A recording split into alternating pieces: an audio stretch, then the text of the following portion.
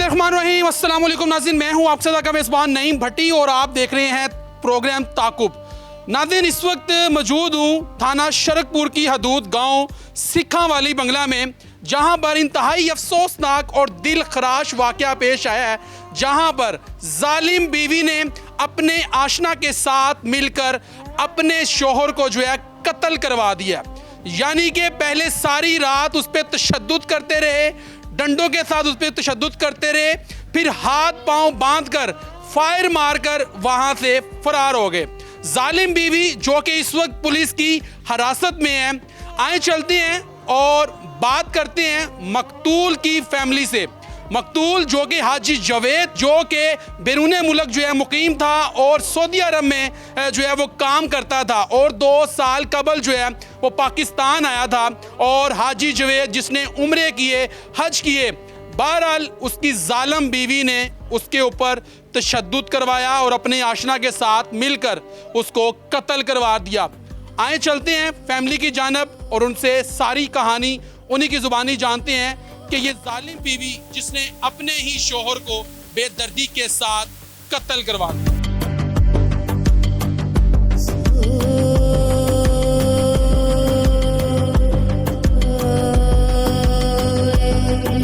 नाज़रीन, इस वक्त मैं मकतूल हाजी जवेद जो है उसके घर के बाहर मौजूद हूँ और आप देख सकती हैं कि मेरे अक़ब में आपको इलाका मकीन जो हैं वो भी यहाँ पर जो है वो मौजूद हैं, और जो मकतूल हैं उनके भाई भी मेरे साथ मौजूद हैं। हाजी जवेद जो कि 3 भाई थे और उनके एक भाई शहबाज जो हैं वो मेरे साथ मौजूद हैं, और ये टोटल 3 भाई थे।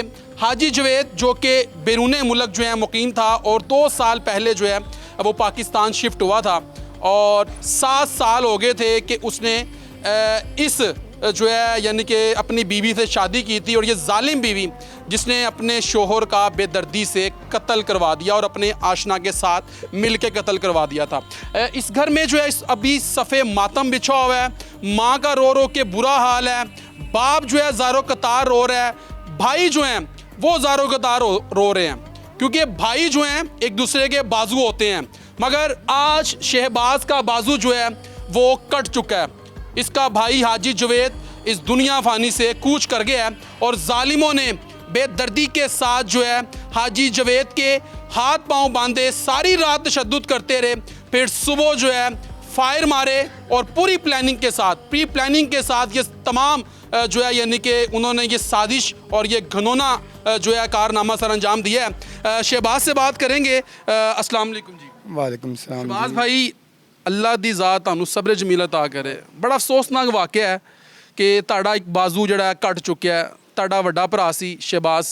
हाँ जी, ये की मामला होया है? ये किदों दी शादी हुई सी? की मामला है?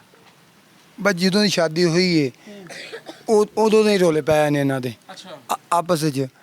ਤੇ ਜਦੋਂ ਬਾਈ ਆਇਆ ਮੇਰੇ ਕੋਲ, ਉਹਨੂੰ ਮੈਂ ਕਿਹਾ ਸੀ ਕਿ ਜਿਹੜਾ ਹੈ ਨਾ ਉਹਦੇ ਕੋਲ ਕਾਰਡ ਹੈ ਸੀ ਇਹਦਾ, ਗੰਦਗੀ ਜਿਹੜੀ ਇਹਦੀ ਸਾਹਮਣੇ ਆ ਗਈ ਸਾਰਾ ਕੁਝ, ਉਹਦੇ ਕੋਲ ਕਾਰਡ ਹੈਗਾ ਸੀ। कितनी देर पहले शादी हुई सी?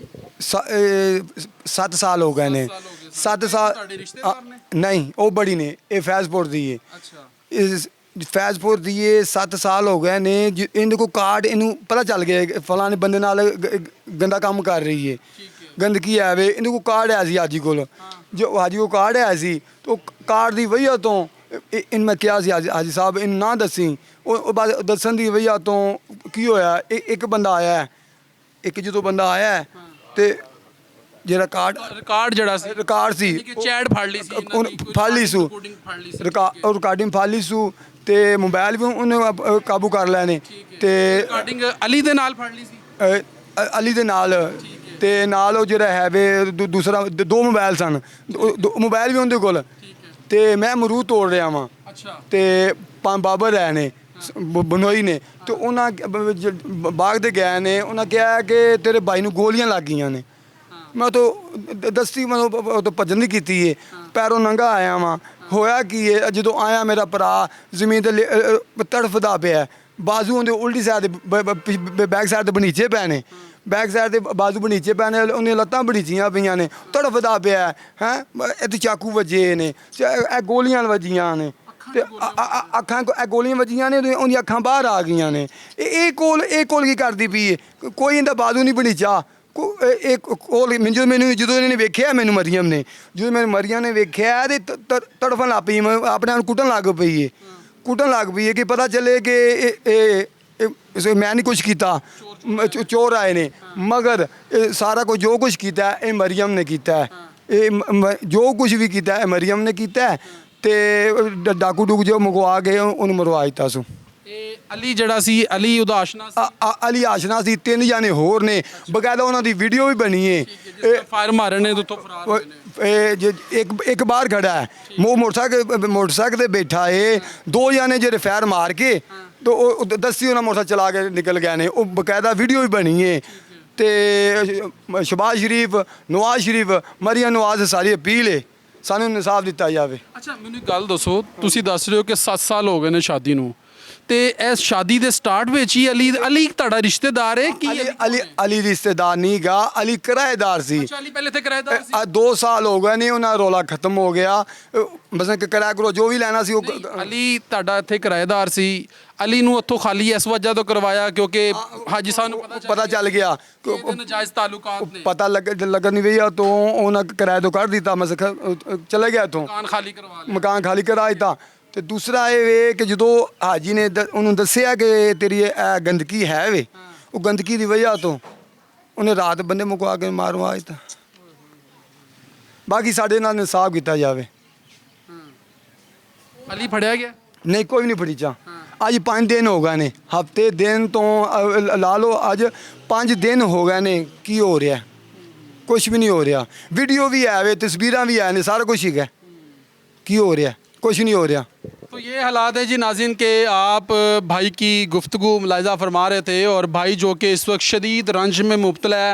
और ये आप देख लें कि हाजी जवेद के जो वालिद मोहतरम हैं वो देखें बेबसी की तस्वीर बने खड़े हुए हैं। उस बाप पर क्या गुज़रती होगी जिसका जवान बेटा इस दुनिया फ़ानी से कूच कर जाए और कत्ल करने वाले कोई और नहीं है, यानी कि इनकी बहू है जिनको ये बड़े ही शौक़ से नाजो नखरे के साथ जो है उसको ब्याह के लाए थे।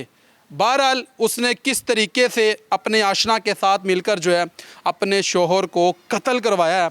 अब ये बाप जो है बेबसी की तस्वीर बना हुआ है। आप देख सकते हैं इस बाप की हालत, कि इस बाप पर क्या गुज़रती होगी जिसका लखते जिगर, जब उसने अपने लखते जिगर को देखा कि जब वो मुर्दा हालत में पड़ा हुआ है और उसकी टांगें बांधी गई हैं, उसके हाथ बांधे गए हैं और बेदर्दी के साथ उसको कत्ल किया गया है। वालिद से बात करते हैं।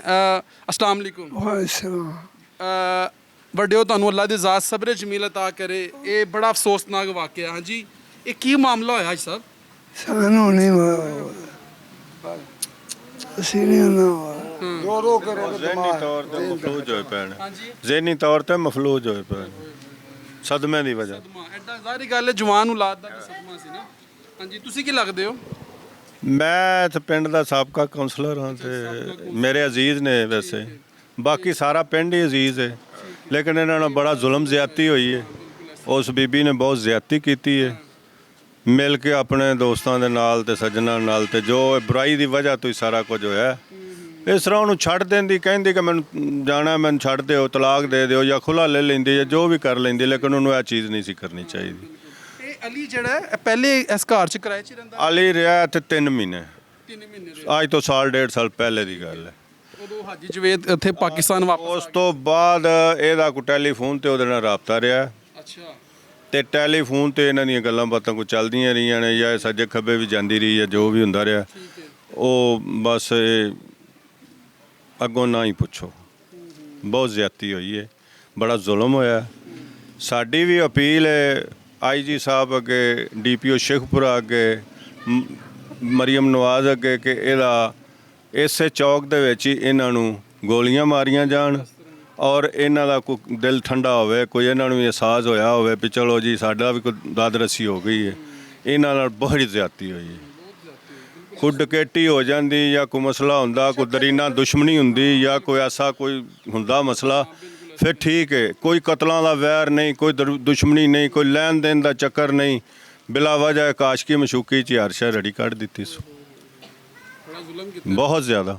ਅੱਛਾ ਤੁਸੀਂ ਦੱਸ ਰਹੇ ਹੋ ਜਿਹੜਾ ਕਿ ਪਹਿਲੇ ਇੱਥੇ ਕਿਰਾਏ ਤੇ ਰਹਿੰਦਾ ਰਿਹਾ, ਉਸ ਤੋਂ ਬਾਅਦ ਫਿਰ ਜਿਸ ਟਾਈਮ ਖਾਲੀ ਕਰਵਾਇਆ ਹਾਜੀ ਸਾਹਿਬ ਨੂੰ ਪਤਾ ਲੱਗਾ ਕਿ ਮੇਰੀ ਬੀਵੀ ਦੇ ਨਾਲ ਦੇ ਨਜਾਇਜ਼ ਤਾਲੁਕਾਤ ਨੇ, ਉਹਨਾਂ ਨੇ ਘਰ ਖਾਲੀ ਕਰਵਾ ਲਿਆ। ਉਸ ਤੋਂ ਬਾਅਦ ਫਿਰ ਇਹਨਾਂ ਦਾ ਮਿਲਣਾ ਮਿਲਾਣਾ ਸਟਾਰਟ ਰਿਹਾ ਇਸ ਤਰੀਕੇ ਦੇ ਨਾਲ ਹੀ। ਇਹ ਟੈਲੀਫੋਨ ਤੇ ਰਾਬਤੇ ਰਹੇ ਨੇ, ਅੱਗੇ ਪਿੱਛੇ ਅਗਰ ਜਾਂਦੀ ਰਹੀ ਹੈ ਤੇ ਦੱਸ ਕੇ ਜਾਂਦੀ ਰਹੀ ਕਿੱਥੇ ਗਈ ਹੈ। ਇੱਥੋਂ ਇਹਨੂੰ ਆਖਿਆ ਵੀ ਮੈਂ ਪੇਕਿਆਂ ਦੇ ਚੱਲੀ ਆ ਜਾਂ ਭੈਣ ਕੋਲ ਚੱਲੀ ਆ, ਅੱਗੋਂ ਕਿੱਥੇ ਗਈ ਕਿੱਥੇ ਨਹੀਂ ਗਈ ਹੈ ਤਾਂ ਉਹਨੇ ਵੀ ਦੱਸ ਸਕਦੀ। ਹਾਜੀ ਜਵੇਦ ਦੇ ਕੋਈ ਬੱਚੇ ਵੀ नहीं है? ਬੱਚਾ ਵੀ ਕੋਈ ਨਹੀਂ ਇਹਦੇ ਚ ਹੋਇਆ। बच्चा नहीं।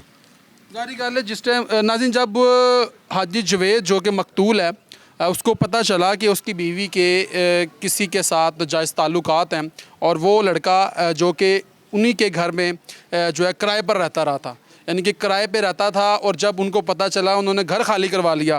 अब उसके बाद मरियम के पास कुछ चारा नहीं था, यानी कि वो मिलना चाहती थी, उसके पास कोई जगह नहीं थी, तो फिर उसके अंदर सबसे बड़ी रुकावट जो था वो हाजी जवेद था, यानी कि उसका शोहर।